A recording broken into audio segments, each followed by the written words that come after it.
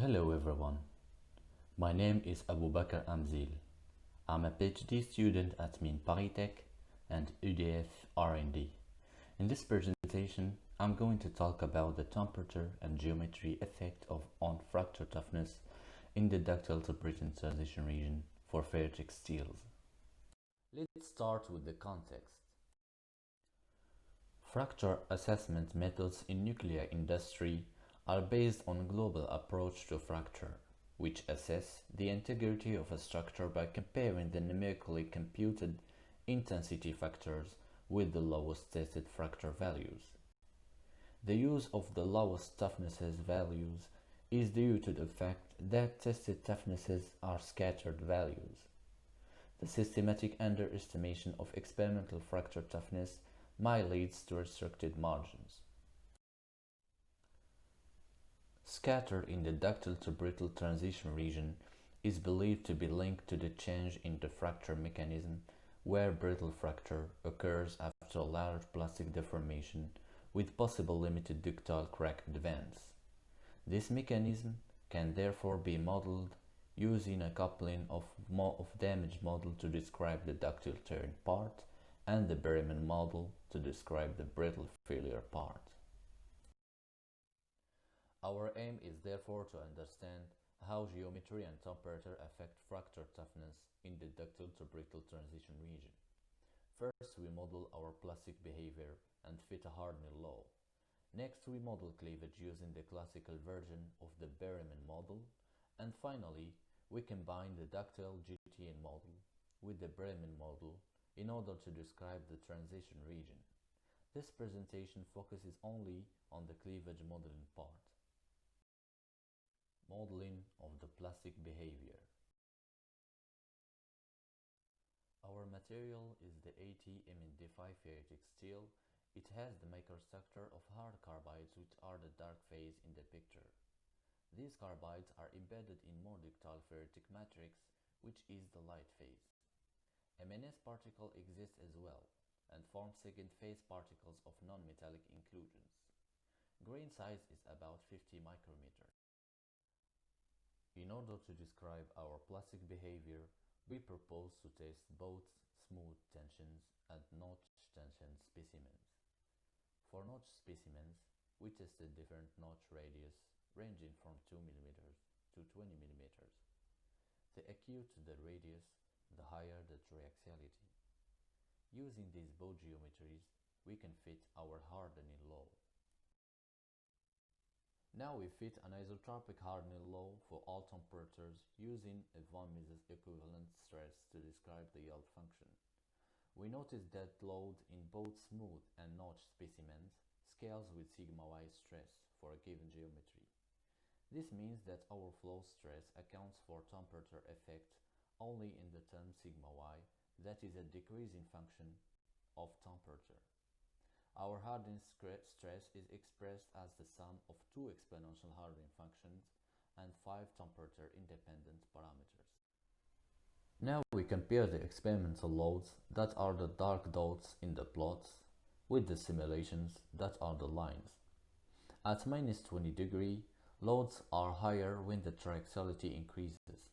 That's why NT2 has the highest loads but the lowest ductility. By following on that note, at minus 150 degree, we can see that the NT20 triaxiality is still higher than the smooth tension one. Finally, loads increase as temperature decreases due to the higher flow stress value that is being accounted for in the term sigma y. We proceed now to modeling the cleavage using the Berryman standard model. Our fracture database is being constructed from compact tensions and single-edge notch tensions tests at different temperatures. We tested 1.5 T, 1 T, and 2 T compact tension specimens known to have high constraint. On the other hand, we tested lower constraint geometry, which is the single-edge notch tension specimens. Both geometries are used to model cleavage.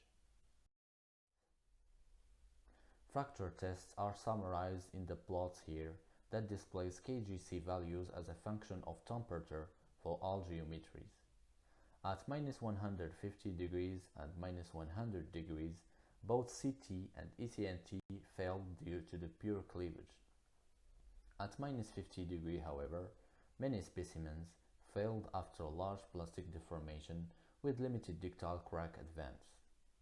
Pure cleavage data number is deduced for CT, whilst no pure cleavage data is collected for ECNT specimens at this temperature. We propose to compute the viable stress for each KGC range.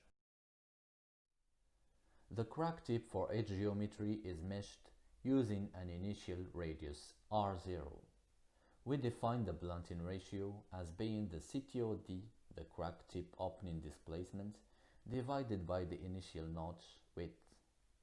The result shows that the viable stress reaches a steady state regime after approximately 5 times the blunting of the initial notch. For KGC experimental range, we correspond the viable stress by meshing a series of notch radius R0. Radius R0 is chosen so that at KGC, the notch has blunted at least to 5 times and the steady state regime is reached. It is known that the opening stress ahead of a notch reaches its maximum value at about 1.5 the current CTOD, the crack tip opening displacement. When load increases, the region ahead of the notch gets strained and shrinked. In order to assure that we have small elements in this region to capture stress gradient, we mesh a refinement zone that has a length of 6 times the final targeted CTOD, that is LF. Elements in the refinement zone are about half of the initial radius. Computation of sigma viable are carried on using reduced quadratic elements in order to make use of the existing non-local damage GTN model. When plastic strain reaches higher value ahead of the notch, standard elements are locked in volume, which lead to significant fluctuations of these elements' pressure. This fluctuation leads to higher stress and consequently higher artificially viable stress.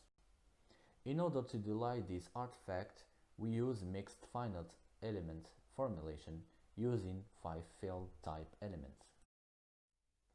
However, the use of the 5-field type elements only delays the locking problems. In order to make use of the rest of the computation of the stress after the locking has occurred, we propose to filter elements based on their plastic strain. The stress, denoted T here, of highly strained elements should be accounted less in the viable integration, so that when the strain of an element exceeds the threshold PC equal 15%, the filter function should be applied to these elements. The threshold PC has no effect on the viable computation when ranging from 15% to 50%.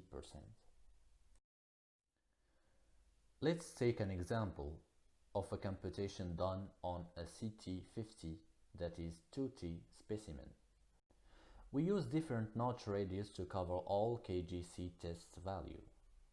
Each radius yields a valid viable computation range where there is no locking, followed by a significant rise of the viable stress when locking starts to occur. Figure A1 compares filtered and not filtered computations.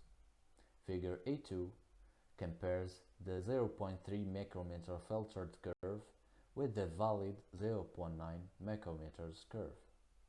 The overlap between these two curves is very small, which means that the filter predicts with great precision the viable stress even on locked elements. For each specimen, the viable stress is then constructed piecewise from different notch radius filtered computations. The displayed dots here are the correspondent experiments of viable stress. We notice that the viable stress decreases when the viable exponent m increases. Furthermore, compact tension specimens reaches higher viable stress compared with single-edge notch tension specimens. Now we can fit our Berman model parameters M and sigma U at minus 150 degree using all specimens together, CT and SENT specimens. It is important to note that the higher the M, the more sensitive are probabilities to small viable fluctuations.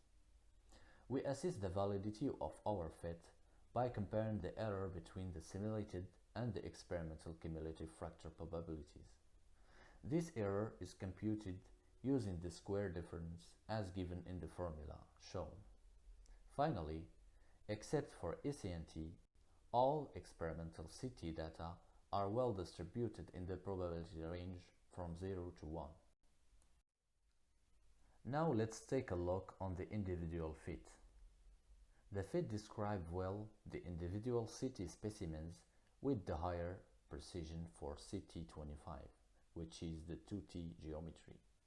However, and following on the remark we given previously, SENT specimens are predicted with less precision. This means that a Berman model modification might be necessary for future work. Future work on the cleavage aspect will include proposing Berman model parameters at minus 150 degree and minus 50 degree, and modifying the Berman model if needed to include the SENT data in the fit.